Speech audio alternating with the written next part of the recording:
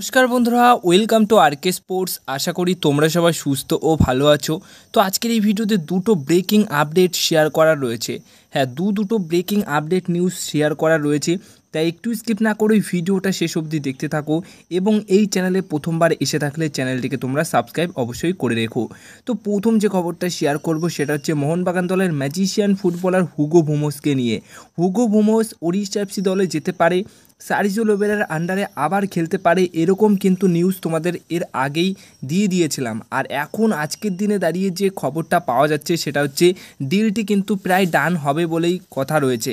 হ্যাঁ, ওড়িশা এফসি দলেই যেতে চলেছে মোহনবাগানের হুগো বুমোস।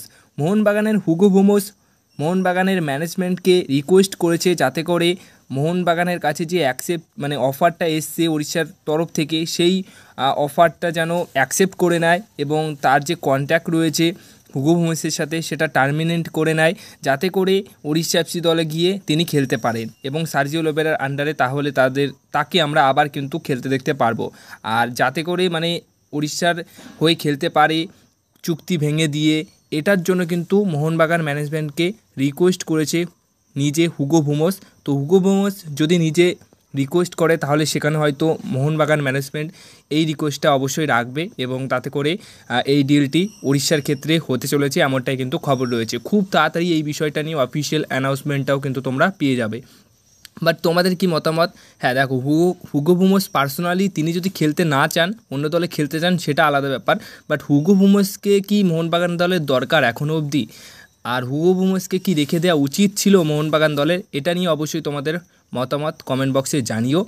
এবার নেক্সট আপডেট, যেটা সবশেষে আপডেটটা দিতে চলেছি এই ভিডিওতে, দারুণ একটা আপডেট।